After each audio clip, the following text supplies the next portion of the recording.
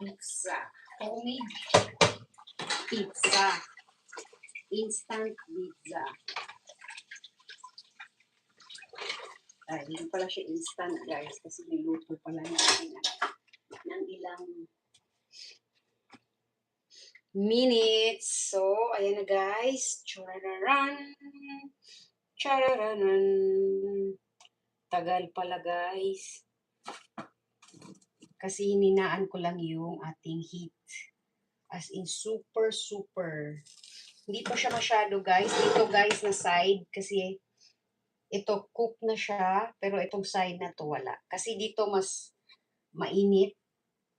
Yan. So, i-turn natin. Then, close. Ayan na siya. Dahil, transfer na natin sa ating plate. Ito yung ating plate, round plate. Okay. Para ma-transfer natin siya mamaya. Okay, guys.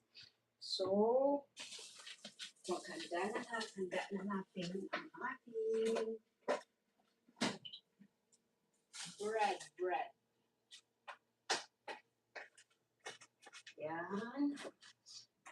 Ayan na siya. Ayan na siya.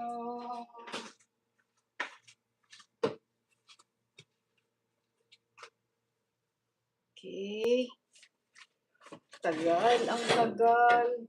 So, gagawa muna ako ng food ni Maria para hindi na ako mag-transfer mamaya. Okay. Ready na ang food ni Mariuma. Okay, guys.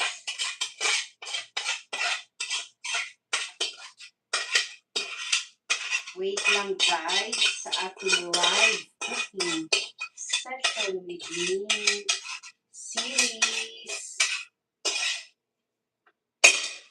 Yan na, guys.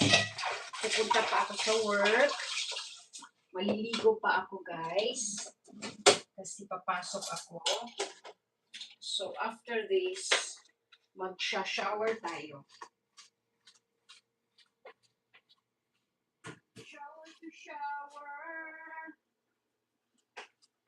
Shower to shower.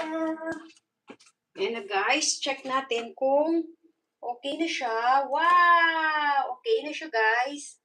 Dry na ang ating egg. Yan. So, cook na siya. Yun. Cook na ang ating egg. And nag-melt na ang ating cheese. So, okay na yun siya, guys.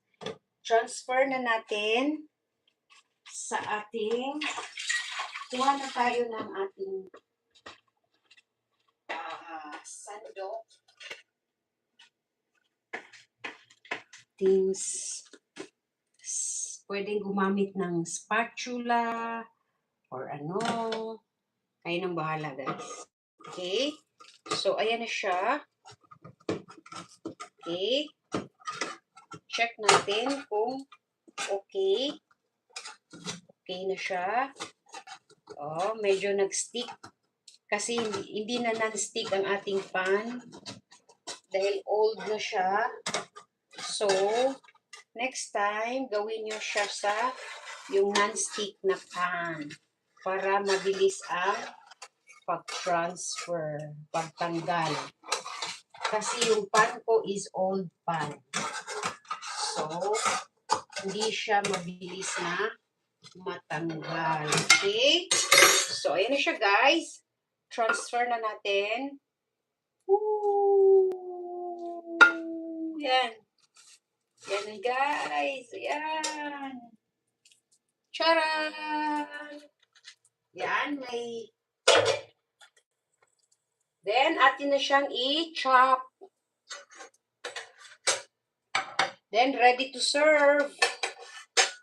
So, that's all for today's video. I'll see you again tomorrow. Thank you for watching. Bye. Mwah, mwah, mwah.